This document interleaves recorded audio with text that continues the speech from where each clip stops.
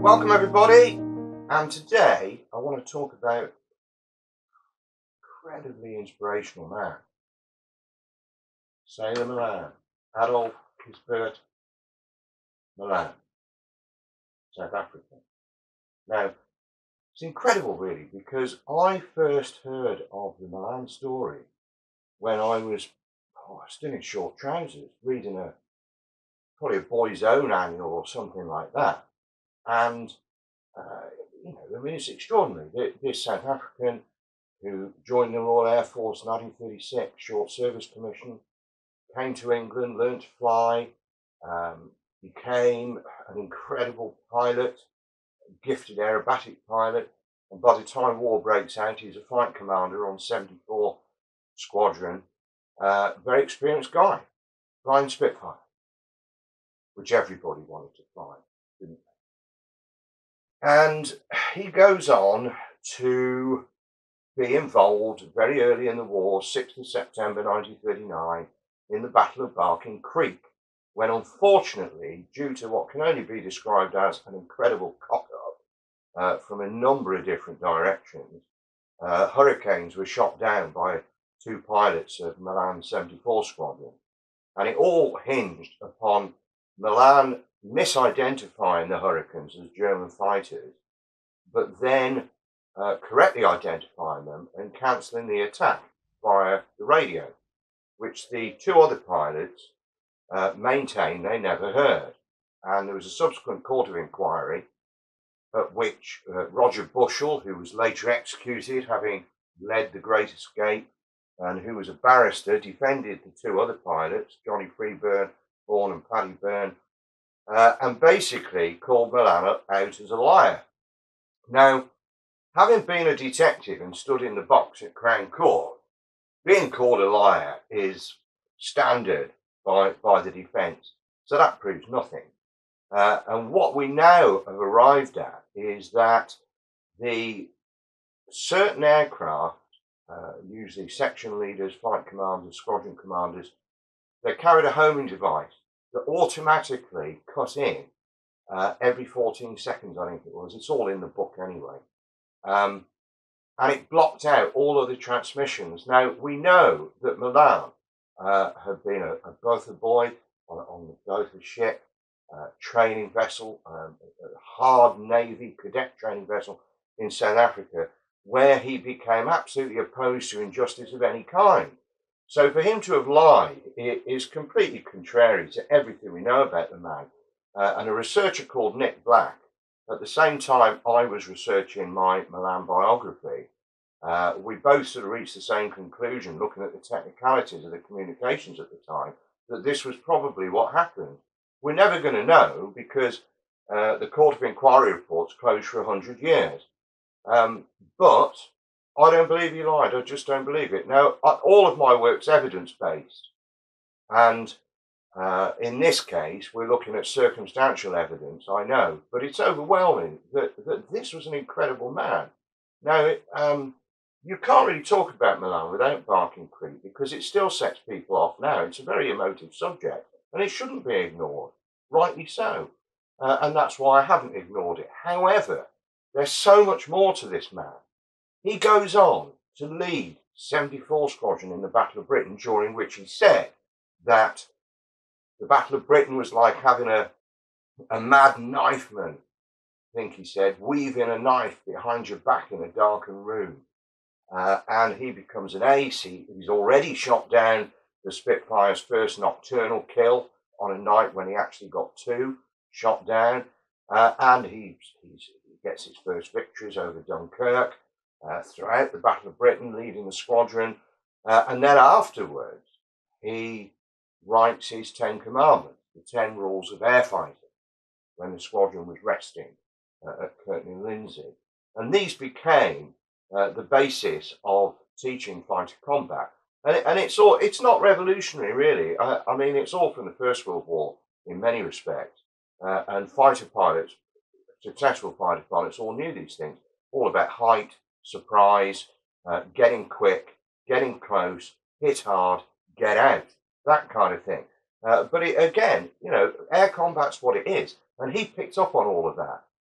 And then he becomes wing leader at Biggin Hill in March 1941, the first Biggin Hill wing leader when those wing leader appointments were first created, leading a 3-squadron wing at Biggin Hill, flying the relentless round of offensive operations over France, bomber escorts, fighter sweeps, and so on and so forth. But in the end, unsurprisingly, having flown operationally for so long in positions of command, he's exhausted. And in July 1941, he incredibly recognises this in himself, thinking about the people he's leading, and goes and throws in the towel to a degree, and says, "Look, I'm exhausted." And they took him off operations, but then he wanted to use his experience to teach new pilots. So he goes into training fighter pilots, into gunnery school commands, things like that. Now, this is contrary to Douglas Bader, who was flying at the same time and was the Tangmere wing leader. And Bader was just as tired. But instead of doing what Malan did, Bader carried on, even to the extent that when he was shot down accidentally, very likely by my old friend Buck Casson on the 9th of August 41, the whole operation was a mess because Bader didn't turn back when his airspeed indicator went faulty, and his RT was US. It was just a mess, and this was because he wanted the glory. He was a glory seeker. Well, Malan was totally the opposite. And in the Battle of Britain film in 1969, Robert Shaw said that he based his character on Malan. Well, if that's the case, I mean, he must have been reading about a different character altogether. Malan was a quiet, quite shy, actually, person, not at all like the brash, buccaneering bully that Robert Shaw played in the film, Squadron Leader Skipper. That was much more a Bader-esque character, I would argue. But anyway, Malan survives the war, goes back to South Africa, and during the war, of course, and as his time as a merchant seaman, hence the name Sailor, the nickname Sailor, he rubbed shoulders with people from all over the world. And when he went home, he became absolutely incensed by the abhorrent racism and apartheid in South Africa by D.F. Malan's nationalist government. So he galvanises former South African servicemen into action to oppose the nationalists at the 1948 election. And this is the Torch Commando, of which Sailor Malan is president. And he substantially embarrasses the white establishment. He is South Africa's greatest and most decorated war hero. And here is this man saying apartheid is wrong, the nationalist government is wrong, and he's whipping up all kinds of support and activism all over the country. And if you look on YouTube, there's some good Pathé News stuff on there that shows this. And what an incredible thing to do. He could have either stayed in the wartime, post-war Royal Air Force, had a glittering career, would undoubtedly have ended up with air rank, or gone back to the farm at Slent and just been a farmer, which he loved being. But no, this man is going to fight injustice. And that's what he did. Now, tragically, in 1952, he died of Parkinson's somewhat prematurely, aged 52. And the nationalist government denied him a military funeral. He did have a civic funeral at Kimberley. But the incredible thing is that his story has been airbrushed out of South African history. Firstly, by the white narrative, because he embarrassed the government. And it's even more complicated than that, because his father was Afrikaner, his mother English. So that was a bit of a weird mix, considering the Boer War. And even in his own community, the Afrikaner community, there were many who saw Malan and his brothers, who also fought, as traitors, because they believed South Africa should be fighting with Germany against Britain. So that was complicated. Then, afterwards, we've got this business with the Torch Commando. So he's written out of the white narrative. Now, what I couldn't understand, now my great friend Desmond Naidoo in South Africa, who's a film producer, came to see me over 10 years ago about making a documentary about Malan, because in his own country, he was virtually unheard of. Now, I couldn't understand that, because as schoolboys, we'd all heard of Sailor Malan in this country. Anybody with the remotest interest in the Second World War. So I really couldn't understand that. And I couldn't understand, the more I learned about his anti-apartheid activism, why that was the case with the advent of the Rainbow Nation and the toppling of apartheid. And that's because the new narrative, which is dominated by the ANC, the African National Congress, it is that apartheid was toppled by black activists. So Malan doesn't fit into either camp. So Desmond and I really resolved to do something about this and put Sailor Malan's story properly on the map, which we've now done. It was a hard slog for Desmond to get funding. It was still political, to get his documentary made and broadcast. And during that journey, Des had the support of Jonathan and Valerie, Sailor's son and daughter, and the close family. And I decided that what we would do, because it was taking so long, was write the biography, in which I was able to include transcripts of a lot of the interviews that Desmond had done in South Africa about the Torch Commando and with Jonathan and Valerie, and so on and so forth. And the book came out in 2021, very well received. And more importantly, perhaps, last year in September, at long last, Desmond's documentary was broadcast to great acclaim in South Africa. Now, unfortunately, it isn't available to watch online yet, but Desmond's working on that. And knowing how tenacious my friend is, I'm sure we'll all be able to watch it soon. Now, I've seen it, and there's some very interesting stuff on there that'll be surprising to people in the UK who know the Malan story from a perspective of wartime. And in South Africa, we've got the other side of the story. And now I'm really, really pleased to say that the biography has been reprinted in paperback form by Pen and Sword, and it's got a foreword by Valerie Crenshaw, who is Sailor's daughter. And I'm going to read some of this because we're really honoured that Valerie took the time to do this for us, and it's just brilliant, really. So what Valerie says is, I feel very honoured to be asked by Dilip to write a foreword and commendation for this book. I found parts of it very illuminating, as some of it contained information which does not appear in any of the other books written about my father. It is most heartening to know that people still feel compelled to remember and honour him. It is 60 years since his passing, and I still miss him. The irony does not escape me of his passing on 17th of September, which was Battle of Britain Day that year, Battle of Britain Sunday.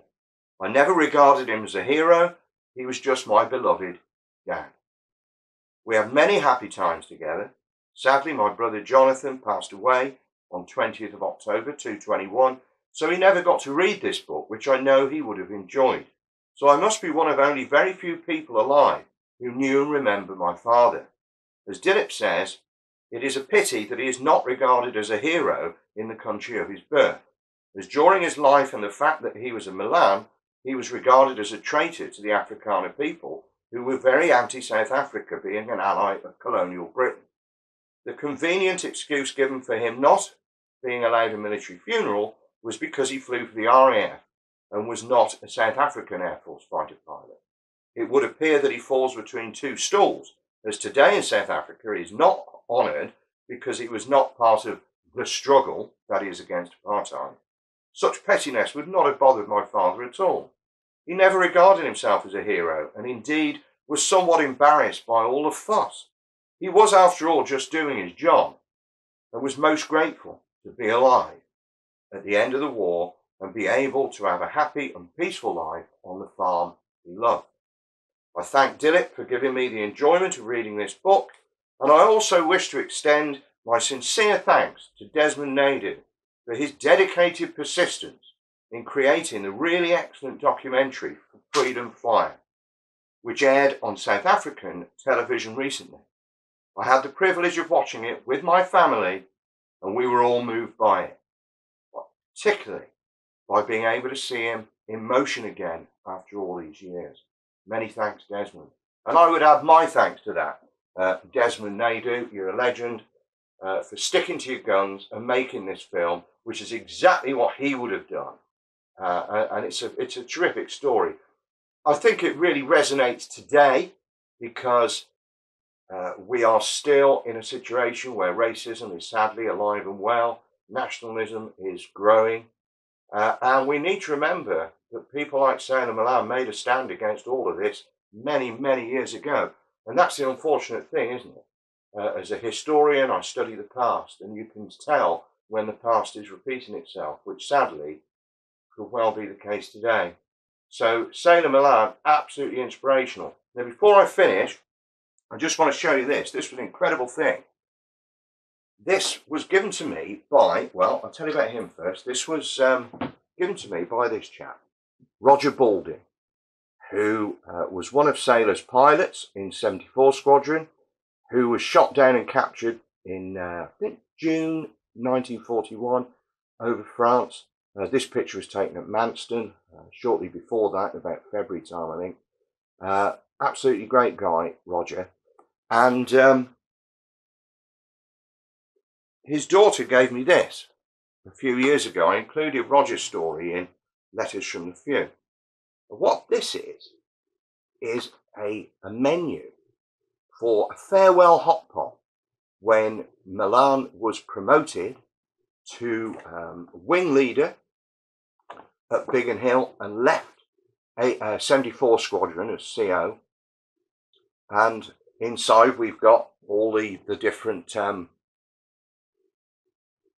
of speeches and things, the order of service, and I mean the menu is brilliant. You know, beer, the hot pot, wine, hot, more beer, the savoury, still more beer, port, fantastic. But look at this.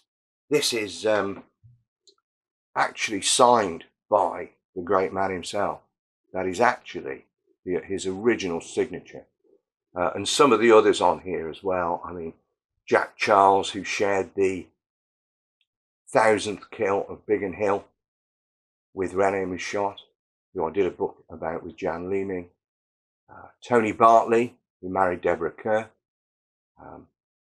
There's so many on here. Anthony Lee Knight, Bob Spurdle, New Zealander, Roland Beaumont, Battle of Britain pilot and later test pilot, and somebody on the front there who I can't read. But that's amazing, isn't it? That you've actually got Malan's signature. Wow. So I just wanted to share that and plug for the book, because I do want people to read this. It's a fantastic story. It's available from Pen and Sword quite cheaply as a paperback, softback, large format sort of paperback. And let's make sure the story continues to have currency and continues to be told. So thanks for listening, and I hope you've enjoyed it. If you do, please subscribe to the channel. Give us some feedback, good or bad, in the comments below. Keep it civil, please. Thank you, chaps and chapesses. And if you like what we do, subscribe. So thanks very much. Sailor Malan, utter legend.